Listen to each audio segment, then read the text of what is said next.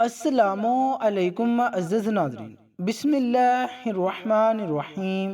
ناظرین، آج سے ہزاروں سال قبل جزیرہ عرب کے جنوبی علاقوں میں یمن کے گرد و نواح میں ایک شہر آباد تھا جسے سبا کہتے تھے، اور وہاں آباد لوگوں کو قوم سبا کہہ کر پکارا جاتا تھا۔ یہاں کے لوگ نہایت ہی نعمتوں اور راحتوں میں تھے، ہر طرف لہلہاتی فصلیں اور پھل سے لدے درخت موجود تھے، مگر یہ قوم شرک میں مبتلا تھی اور سورج کی پوجا کیا کرتی تھی۔ جب وہاں کے بادشاہ شراجیل بن مالک کی موت ہوئی تو اس کی بیٹی بلقیس نے حکومت کی باغ دوڑ سنبھال لی۔ بعض مورخین نے لکھا ہے کہ بلقیس کے والدین میں سے ایک جنات میں سے تھے، مگر اس نظریے کی کوئی واضح دلائل نہیں ملتی۔ ملکہ بلقیس ایک قابل عورت تھی جس نے یمن پر 9 سال نہایت ہی خوبصورتی سے حکومت کی۔ دنیا کے بیشتر علاقوں میں جو تجارت ہوتی تھی وہ صوبائیوں کے ہاتھ میں تھی۔ یہی وجہ تھی کہ یہ قوم نہایت ہی دولت مند تھی، مگر یہ وہ زمانہ تھا جب مشرق سے مغرب تک ایک عظیم مہد بادشاہ کی طاقتور حکومت اور جاہ و جلال کا ڈنکا بجتا تھا، جسے تاریخ میں سلیمان ابن داؤد کے نام سے جانا جاتا ہے۔ حضرت سلیمان علیہ السلام کی حکومت دنیا کے بیشتر ممالک میں تھی، جس کا دارالخلافہ یروشلم شہر تھا۔ آپ کو ہوا، جنات، چرند پرندوں پر اور جانوروں پر حکمرانی ادا کی گئی تھی۔ ایک دن کا واقعہ ہے کہ حضرت سلیمان علیہ السلام نے دربار لگایا تو جنوں، انس، جانور اور پرندے سب کے سب حاضر ہوئے ہیں، مگر ان کا چہیتا پرندہ ہدہد غائب تھا۔ آپ نے پوچھا، ہدہد کہاں ہے؟ جب وہ نظر نہ آیا تو سلیمان علیہ السلام نے فرمایا، اگر وہ اپنی غیر حاضری کی کوئی مناسب وجہ پیش نہ کر سکا تو اسے ذبح کر دیا جائے گا۔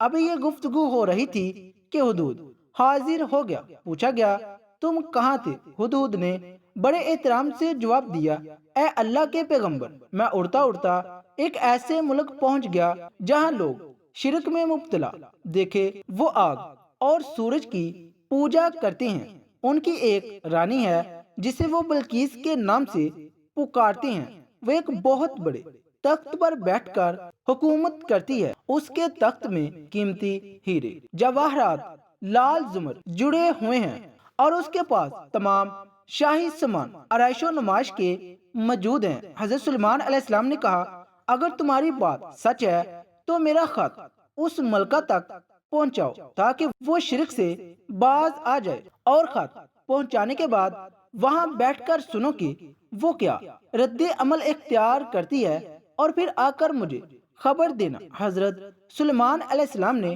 خط روانہ کیا، جو کچھ یوں تھا، شروع اللہ کے نام سے جو بڑا مہربان اور رحم فرمانے والا ہے۔ یہ عزت والا خط سلیمان ابن داؤد کی جانب سے ملکہ سبا بلقیس کی طرف ہے، جو ہدایت کی پیروی کرے اس کے لیے سلامتی ہے۔ مجھ پر غلبہ کی خواہش نہ کرو، میرے مقابلے میں سرکشی اختیار نہ کرو، بلکہ فرمانبردار اور مطیع ہو کر میرے پاس آ جاؤ۔ یہ خط دراصل ملکہ سبا اور اس کی قوم کی طرف دعوت اسلام کی۔ ہدہد نے یہ خط لے جا کر ملکہ بلقیس کی گود میں گرا دیا۔ ملکہ کے دربار میں اس وقت 300 کے قریب سردار بیٹھے تھے۔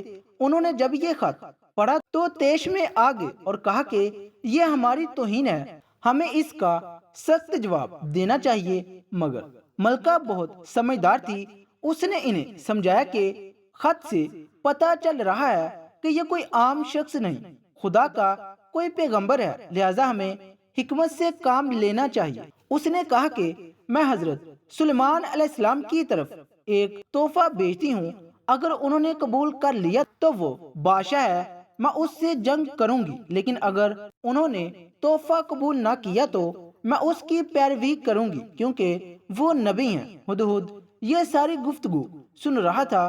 اس نے آ کر حضرت سلیمان علیہ السلام کو ساری بات بتا دی۔ حضرت سلیمان علیہ السلام نے جنات کو حکم دیا کہ شہر میں داخل ہونے والے راستوں پر سونے چاندی کی اینٹوں کا فرش بچھا دیا جائے، راستوں کے دونوں جانب سونے کی عجیب الخلقت جانور کھڑے کر دیا جائیں، وزراء اور امال و سلطنت کی تمام کرسیوں کو سونے کا کر دیا جائے، دربار کو ہیرے جواہرات سے مزین کیا جائے۔ ادھر بلقیس نے حضرت سلیمان علیہ السلام کے لیے طائف روانہ کیے، جن میں سونے کی اینٹیں، جواہرات، غلام، کنیزیں اور ملکہ کا ایک خط بھی تھا۔ جب یہ تمام طوائف لے کر قاصد حضرت سلیمان علیہ السلام کے دربار میں پہنچے اور انہوں نے یہ سب دیکھا تو شرمندہ ہوئے۔ حضرت سلیمان علیہ السلام نے ملکہ کے قاصدوں سے کہا، کیا تم لوگ مال سے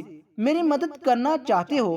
مگر دیکھ لو، جو کچھ اللہ نے مجھے دے رکھا ہے وہ اس سے بھی زیادہ ہے جو تمہیں دیا ہے، لہٰذا تمہارا تحفہ تمہیں مبارک ہو۔ اب تم اپنے طوائف کے ساتھ واپس جاؤ اور اپنی ملکہ سے کہنا کہ ہمارا انتظار کرے، ہم ایک زبردست لشکر لے کر آئیں گے۔ جب یہ خبر ملکہ بلقیس کو پہنچی تو وہ سمجھ گئی کہ واقعی یہ اللہ کے نبی ہے، لہٰذا اس نے جنگ کی بجائے حضرت سلیمان علیہ السلام کے دربار میں حاضر ہو کر اپنی اطاعت کا یقین دلانے کا فیصلہ کیا۔ جب حضرت سلیمان علیہ السلام تک یہ پیغام پہنچا تو آپ نے اپنے درباریوں سے کہا، تم میں سے کون ہے جو ان کے متی ہو کر آنے سے پہلے ملکہ کا تخت میرے پاس اٹھا لائے؟ ایک دیو ہیکل جن نے کہا، آپ کے دربار کو برخواست کرنے سے پہلے میں اسے لا سکتا ہوں، میں اس کام کی پوری قوت رکھتا ہوں اور امانت دار بھی ہوں۔ پھر ایک اور شخص جس کے پاس کتاب کا علم تھا، اس نے کہا، میں یہ تخت آپ کو آپ کے پلک جھپکنے سے پہلے ہی لا دوں گا۔ پھر حضرت سلیمان علیہ السلام نے اس تخت کو اپنے پاس رکھا ہوا دیکھا تو پکار اٹھے، یہ میرے پروردگار کا فضل ہے تاکہ وہ مجھے آزمائے کہ میں شکر کرتا ہوں یا نہ شکری، اور جو شکر کرتا ہے تو اس کا شکر اس کے اپنے ہی لیے مفید ہے، اور اگر کوئی نہ شکری کرے تو میرا پروردگار بے نیاز ہے اور اپنی ذات میں بزرگ و برتر ہے۔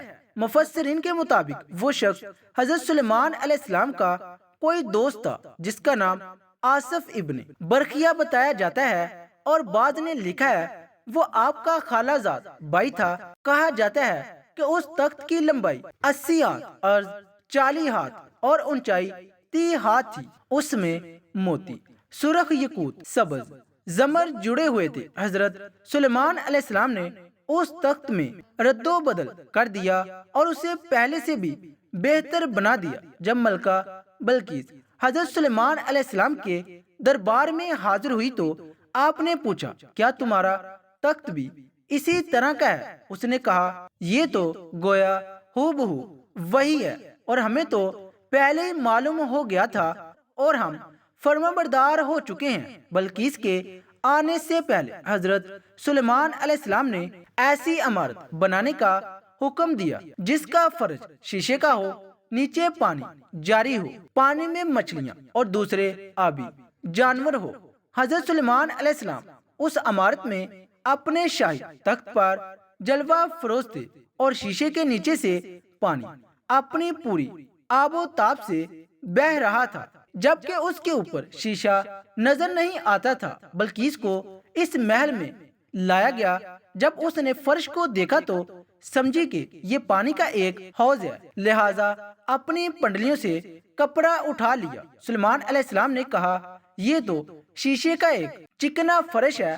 تب وہ شرمندہ ہوئی اور بول اٹھی، اے میرے پروردگار، میں سورج کی پوجا کر کے اپنے آپ پر ظلم کر رہی ہوں، اور اب میں نے سلیمان کے ساتھ اللہ رب العزت کی اطاعت قبول کر لی، لہٰذا بلقیس پر یہ ظاہر ہو گیا کہ جس طرح وہ شیشے کے صحن کو پانی کے لہریں مارنے والا گہرا حوض سمجھ بیٹھی، اسی طرح اس نے اور اس قوم نے سورج کی چمک اور دمک دیکھ کر اس معبود اور خدا سمجھ بیٹھے۔ اسے اپنی فاش غلطی پر نہایت ہی شرمندگی ہوئی۔